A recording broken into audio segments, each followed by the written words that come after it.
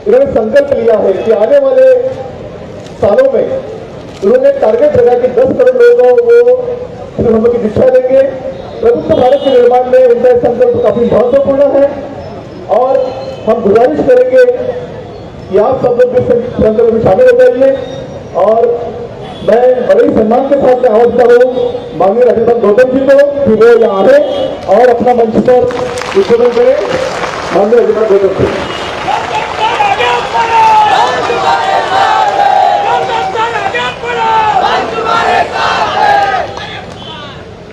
दुनिया को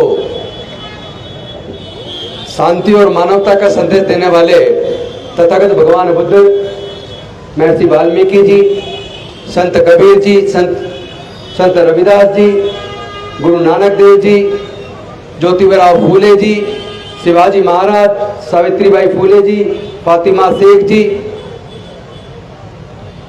साहू जी महाराज, Periyar we Ramaswamy Naikar ji, Narayan Guru ji, doctor Baba Saheb Ambedkar एवं माता रमाबाई जी एवं मान्यवर कांसीराम साहब के चरणों में कोटि कोटि नमन करते हुए मंच पर आसीन आदरणीय भंते जी, सभी अतिथिगण और यहाँ इतनी बड़ी भारी संख्या में आए हुए डॉक्टर बाबा साहेब अम्बेडकर के क्रांतिकारी साथियों, सभी को क्रांतिकारी जय भीम।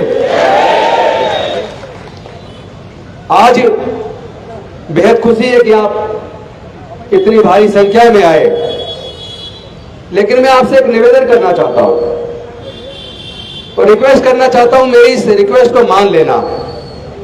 आप लोगों ने यह स्वागत करने के लिए हजारों रुपए के फूल और गुलदस्ते खरीदे हैं। मेरे समाज को इस पैसे की बहुत जरूरत पड़ने वाली है। लड़ाई अभी लंबी है। कृपया आप किसी भी प्रकार के शॉल, पगड़ी और ये गुलदस्तों में पैसा खराब ना करें। मैं इधर उधर की बात नहीं करूंगा, मैं सीधे मछली की आंख पर तीर मारूंगा, दाएं बाएं नहीं। क्योंकि ये लड़ाई किसी धर्म की वजह से नहीं है, ये लड़ाई विचारधारा के बीच है। एक विचारधारा है मानवतावादी मूल्यों की, जिसमें सबके लिए समता, स्वतंत्रता, बंधुता, न्याय, प्रज्ञा, करुणा, शील, मैत्री। जहां ज्ञान की बात है वो भी प्रज्ञा पर आधारित ज्ञान की बात है। तो समतावादी विचारधारा है, न्यायवादी विचारधारा है, जिसको हम अंबेडकरवाद कहते हैं। और दूसरी विचारधारा विषमता पर आधारित, अन्याय पर आधारित है, जिसको हम मनुवाद कहते हैं। तो ये लड़ाई अंबेडकरवाद और मनुवाद के बीच में है।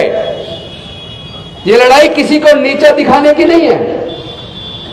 हम सबकी आस्थाओं की कदर करते हैं, क्योंकि डॉक्टर बाबा साहेब अम्बेडकर के बनाया संविधान सबको अपने धार्मिक आस्था की आजादी देता है और हम सबकी आस्थाओं की कदर करते हैं, इज्जत करते हैं। लेकिन यह नहीं चलेगा कि आप चाहें सबके सब आपके इशारे पर चले, जो आप कहें हम वही करें, यह नहीं चलेगा। मैं पूछना चाहता हूं इन लोगों से, अगर हम हिंदू हैं तो हजारों साल तक देश के 80% से ज्यादा लोगों को पढ़ने लिखने पर धार्मिक बंदिश लगाकर क्यों रखी? अगर हम हिंदू हैं तो हजारों साल तक हमारे संपत्ति अर्जित करने पर, व्यापार करने पर धार्मिक बंदिश लगाकर क्यों रखी? अगर हम हिंदू हैं तो हमारे लोगों को मानव अधिकार से वंचित क्यों रखा? अगर हम हिंदू हैं तो जितेंद्र मेघवाल की मूंछ रखने पर, सुंदर दिखने पर हत्या क्यों हुई? अगर हम हिंदू हैं तो इंद्र मेघवाल को पानी का मटका छू लेने पर उसकी हत्या क्यों हुई?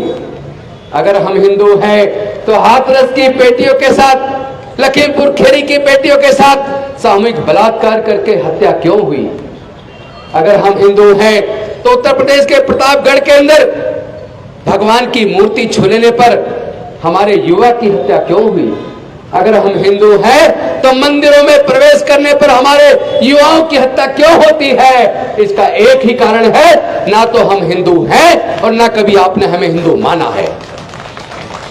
आप हमसे नफरत करते हैं, आप लोग हमसे नफरत करते हैं, और हमसे नहीं, आप तथागत बुद्ध के धम्म से नफरत करते हैं, आप डॉक्टर बाबा साहब अंबेडकर से नफरत करते हैं। ये विचारधारा की लड़ाई है, भावनाओं से नहीं जीती जाएगी।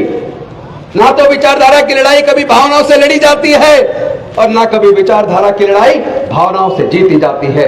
विचारधारा की लड़ाई बुद्धि और विवेक से, ज्ञान से, और वो भी प्रज्ञा पर आधारित ज्ञान से जीती जा सकती है।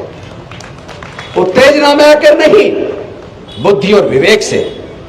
हम लोग जरा सोचिए, हम लोग बुद्ध की बात तो कर रहे हैं, लेकिन जो बुद्ध का विचार है, जो बुद्ध के सिद्धांत हैं, जो बुद्ध के नैतिक मूल्य हैं, क्या हम उसे अपने आचरण में उतारते हैं? अगर बुद्ध के नैतिक मूल्यों को, विचार को और सिद्धांतों को हम लोग अपने आचरण में नहीं उतारते, तो फिर हम बुद्ध को नहीं मानते।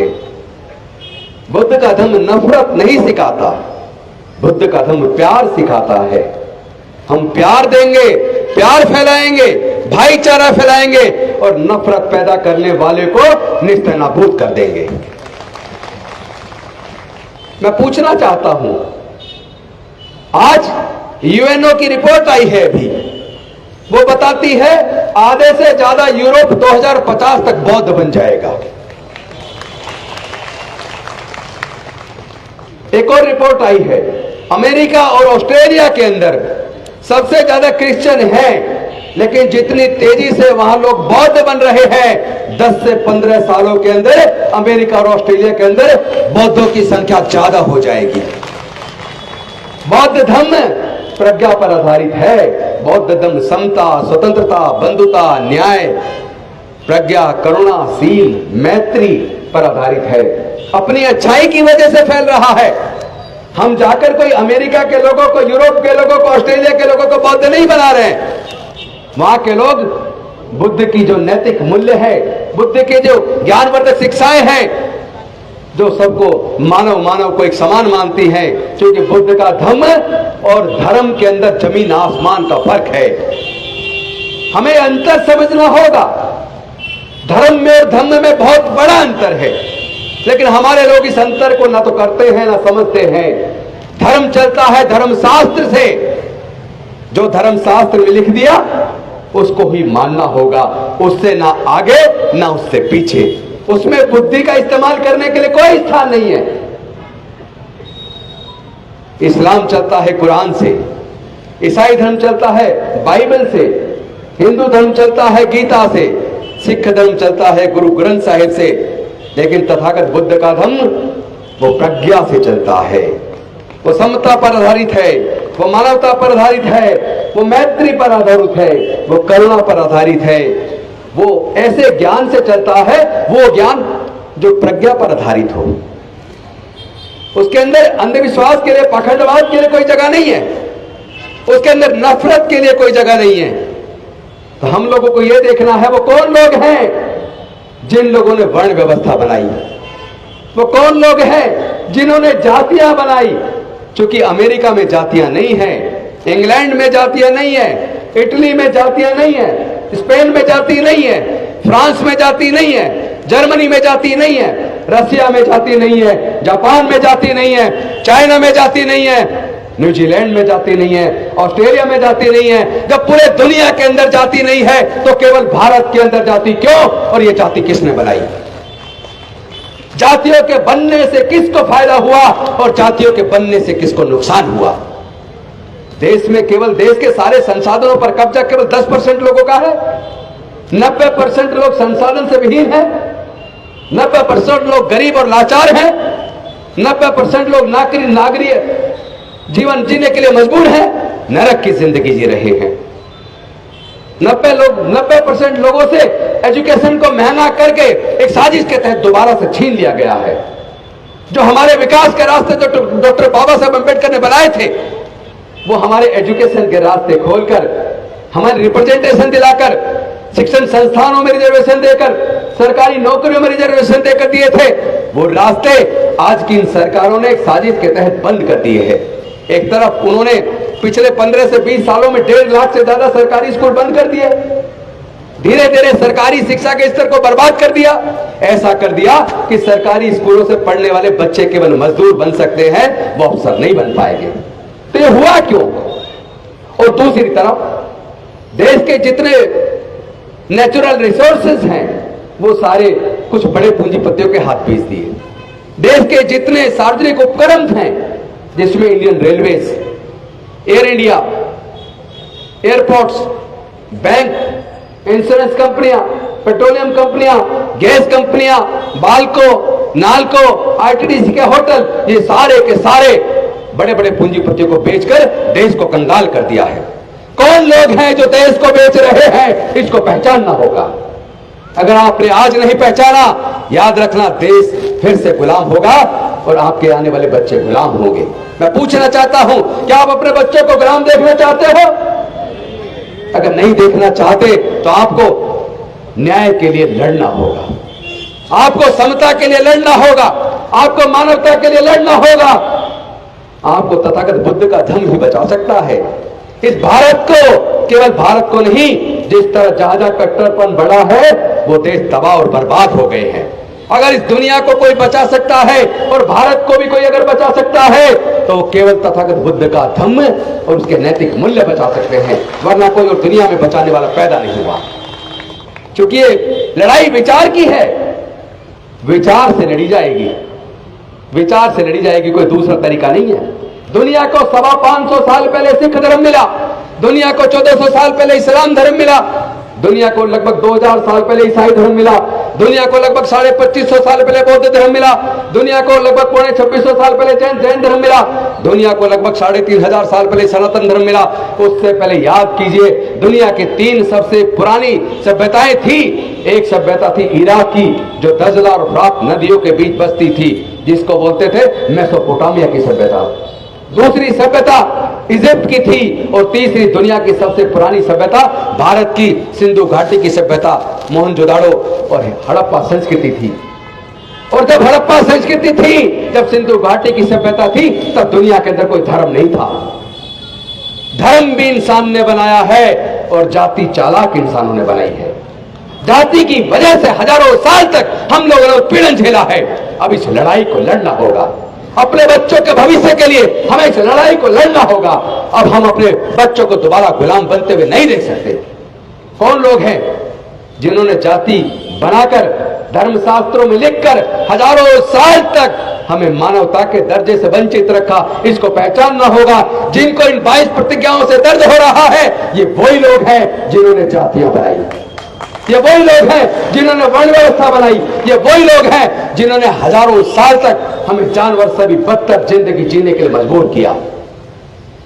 मैं पूछना चाहता हूं, ये तो देश के प्राकृतिक संसाधन है, जल, जंगल, जमीन या खेत की भूमि है, तमाम तरह की खनिज पदार्थ की खाने हैं, ये तो सब प्राकृतिक है।